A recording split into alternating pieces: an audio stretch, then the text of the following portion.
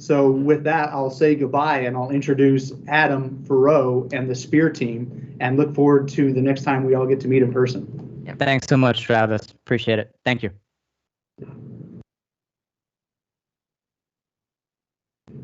Adam, over to you. All right, thank you, Travis. Michael Herndon is going to be presenting for us and going through the slide deck here, but I just want to first of all say thank you once again for putting on a great event. You guys are so organized and collaborative in your, I think, in your personality and your DNA. You and Kareem and Dr. Schnell, really appreciate that. We've enjoyed working with you guys and look forward to continuing that. And listening to the speakers before us, really, it does tee up nicely your comments on where does the data go. And we're in violent agreement that this is mission critical readiness. And in saying that, it's important because the wording is important. And SPEAR, being a health and human performance data platform in the impact level 5, can do that. If this data is really that accurate and predictive in nature, then we believe that that's mission critical data and should be protected in that level of cybersecurity. Exciting news, we just were approved in the IL5 with our Azure Cloud ATO just last week. That was a major milestone for SPEAR and for this entire community, in our opinion, within the DoD, because now we can extend and scale that security model for health and human performance. Being able to push data into Genesis, already pushing data into HAMES, and that being pulled into ALTA, the electronic health record for the DoD. Being able to track data per the DoD ID number, wherever that service member is deployed, tracking deployments with data, being able to have predictive analysis is huge. And so these are some of the hurdles we've been working on for nearly a decade. And with our experience and collaborations, we really want to do 5 things really well. And that's ingest data, integrate data, secure that data, analyze it, and then, of course, distribute that data, even with secure mobile platforms, because that's just the future. And when a service member is looking at their own data, they're going to see it on their cell phone. We have to do that securely. So that's what our platform does and is doing. And we want to empower those mission partners. Next slide. So off the back of Kristen and Robert there, we're agnostic to the data feeds. And I want to make this point. I believe that a platform such as SPEAR, we also can ingest athlete management system data, because that's a component that's kind of a spoke in the wheel of this total platform as a service, not the end all. And I think athlete management systems, soldier management systems are very, very important. But we need a holistic view, clinical data, training data, education data, forensic data, those kinds of, and health data all in one spot. Then you can really kind of start cooking with gasoline, especially with the Santos modeling and Malum and those AI engines that Michael Ahern's going to be talking about and Herndon's going to talk about within the security model. But with Whoop, for instance, we're working with them on mapping to those data fields, pulling in what we consider that mission critical data and pulling that across into the NIPR, into the IL5 enclave. Then running those analytics and showcasing that against injury data, cognitive data, physiological data, and ultimately storing that in the service member's electronic health record. That's cool. And so I think that's a big win for SPEAR, for best-in-class wearables and devices, as well as our partners in the DoD. With that, I'm going to hand it over to Michael Herndon, who is the Chief Transformation Architect for CloudFit, our cloud service provider. These guys have killed it with us on getting that ATO done, and have extreme experience in cybersecurity, the Azure cloud, across the DoD. So, Michael? Thank you very much, Adam. As Mr. Perot mentions, CloudFit has extensive experience in the Department of Defense federal agency space in terms of secure and managed cloud enclaves, as well as managed workloads and migrations into the cloud. This most recent victory, this milestone that we have achieved with Spear HP, was actually accomplished in coordination with Naval Special Warfare and the Special Operations Command. In addition, we've worked with the JPO F-35 program, Southcom, Northcom, and the Joint Artificial Intelligence Center. Having said all of that, to Adam's point, data integration is critical for all of these workloads that have been discussed here today. Especially when it comes to warfighter health, PHI, PII for mission warfighters. We want to always make sure that that is maintained at IL-5 CUI data impact level security control standards. We do that for national security, for mission readiness, but as well as just the human interest of all of our soldiers, our war fighters there.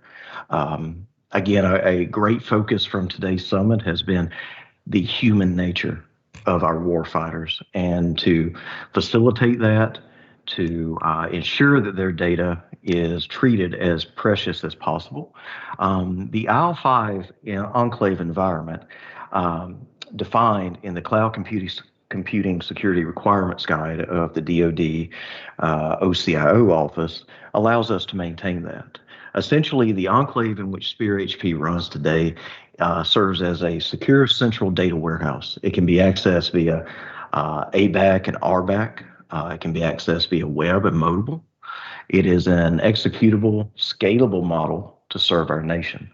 When we talk about mission support, mission essential information technology systems, what we want to enable with this in IL-5 CISOs as well as federal government customers across the board, whether they be civilian-driven or DoD-based federal agencies, what we want to make sure is at each point along the way there, we have ready, known, defensible, proven standards of integration across all of these different agencies and combatant commands.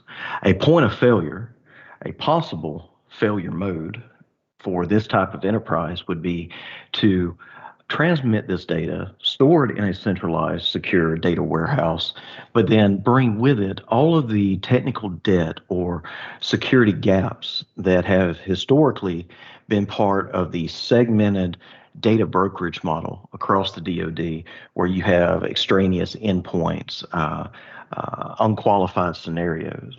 Using the IL-5 sponsored by the Department of Defense as a central data warehouse area, what we're able to do then is make sure that we maintain that seamless integration with programs such as HAMES that have been mentioned here today, as well as any other type of warfighter health data source. All of it can be ingested in a format that has already been approved by the DoD. We are able to leverage that connectivity to enable authority to operate reciprocity in this space, meaning that now that we have achieved ATO, we can ingest from a multitude of data sources across the DoD, across the federal space, without having to continue to seek additional approval, additional accreditation. All of this increases speed of analysis while maintaining data integrity that is so critical for our warfighters and mission enablement. Now, we've talked a lot about the federal agencies. We've talked a lot about the combatant commands. That is not to say that this is a walled garden with no commercial ingestion points.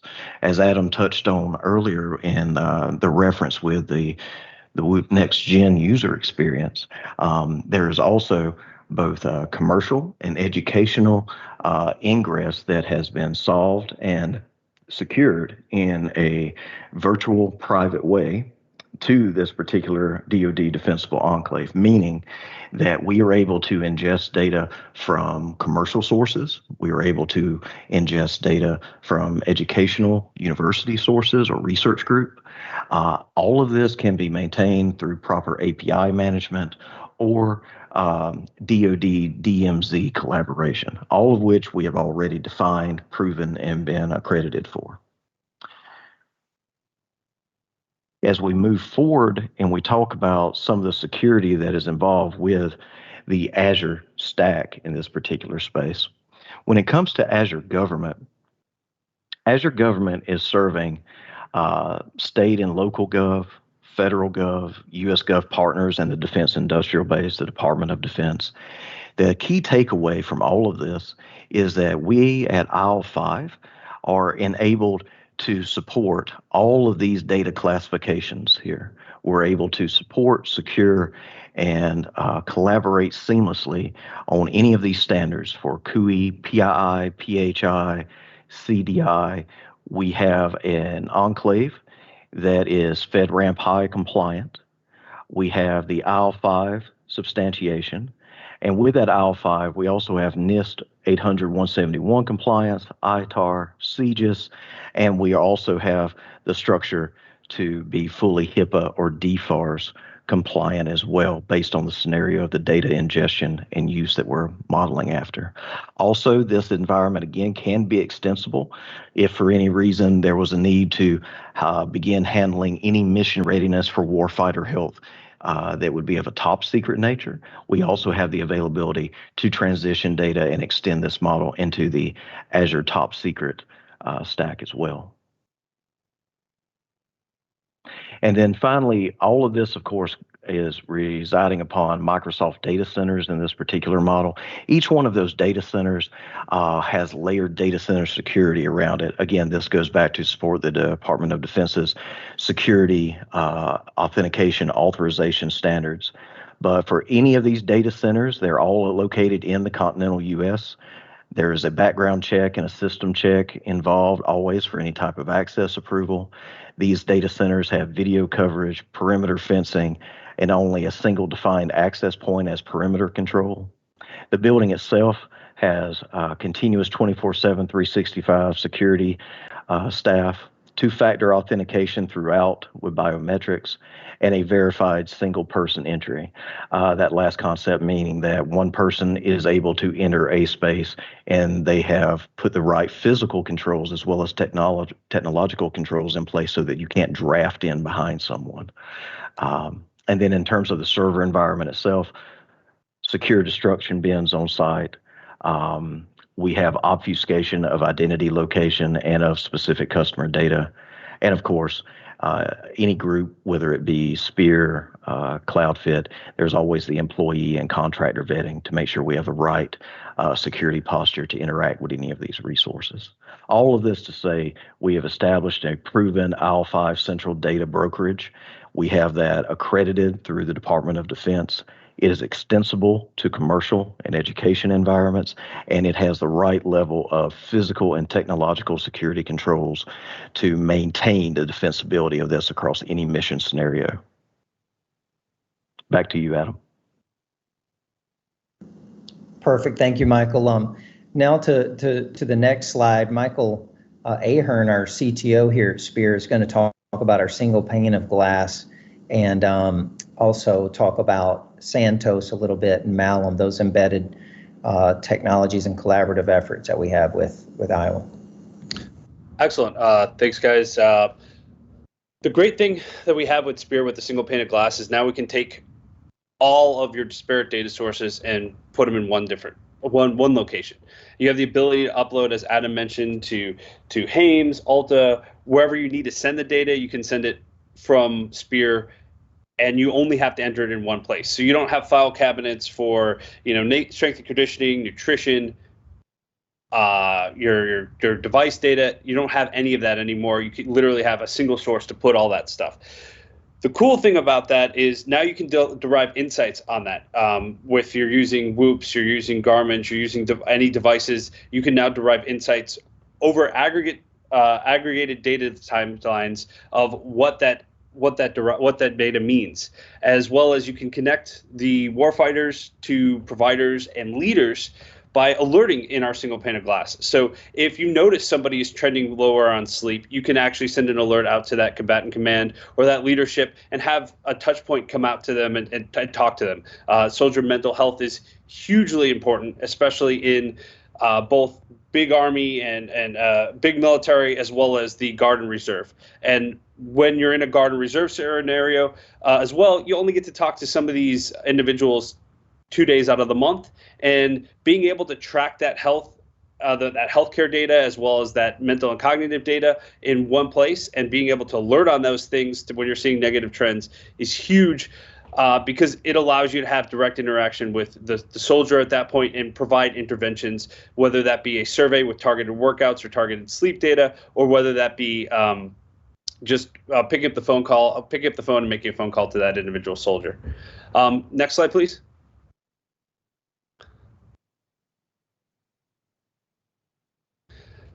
And as Dr. Malik spoke, and as we've already heard, the Santos model and the Malum AI is really what powers our AI. We have this embedded into the platform to help predict and mitigate injuries. The goal of this is to start alerting on negative trends that we're seeing, and also identify what are the top three. What is your top 10% of your population doing? Are they sleeping more? Are they seeking strength and conditioning? Are they eating right? And what's the bottom 10% of the population doing? And how do we prescribe interventions, and how do we prescribe actual data to them to help them see how to get to the top 10%, or even a medium number of 50% where the rest of the soldier body is? And that is all fed through this AI. And again, it exists within the single platform and the single pane of glass. So we're taking the data from your Whoops, your Garmin's, all of your devices, and as well as your provider data, and putting it in one place and applying those AI models to it, so that you have a holistic picture of the soldier over time, and you can start identifying trends through the AI that we have. And the cool thing about it is also being able to do some AI deep learning models, as well as being able to do some predictive models if we're missing data. And the neat thing is we can also turn off data sources. So if we're taking only objective data, that's provider data, medical data, and device data, we can turn off the soldier data for the subjective surveys, because everybody knows, especially when we're talking about pilots, the last thing we want to do is say, oh, I'm hurt. The airmen do not want to say I'm hurt, because then they're grounded. So we can start turning off their results if necessary when we're feeding these AI models, to just say, hey, we're just going to take objective data, and we're going to see if that objective data actually aligns with what the subjective data from the warfighter is. That's just a little bit of what we do, but I'll let Adam kind of wrap up from there. Thank you, Michael. Finally, I just wanted to mention this as an idea. We're starting to also really consider provider resiliency. I think that's something that's overlooked beyond the warfighter. The providers are doing their thing and are out there in the field and in the clinics, having that level of efficacy, though within the same platform, and looking at provider resiliency along with warfighter resiliency and optimization with this holistic view, I think is extremely important. And I just wanted to kind of throw that nugget out there. That's our next kind of focus area to embark on as well. So thank you, Travis. That's it. Thank you, Adam and Michael, actually both Michaels. That update on the security of the data is key. And as we think about the implications, we've identified interventions. You get more accurate, more quick interventions. But then you get into the what if analysis. What if I do this? What if I do that? And that allows both the providers and the individuals to understand how to better manage. And again, back to the commander, trying to make decisions. Okay, I have a 7-day mission coming up. I can now model what if they get enough sleep, what if they don't get enough sleep? What's the increase in injury risk? And now commanders have more information in terms of the decisions they make and accepting the risk. Okay, if I'm going to put my teams in a position where I've now increased their risk to the likelihood of injury is 75%, I need to make sure I have all those injury evac resources identified and ready to go. Versus I know I don't have any resources, so now I'm going to set up a mission profile where my risk of injury is as low as possible. And then who goes on the mission? And now I can sort through my data and I can identify the most rested, strongest people for this particular mission. So yeah, having access to that real-time data for analysis, for mission prep and planning, and for intervention is going to be key. yeah. And I appreciate your time in setting this up.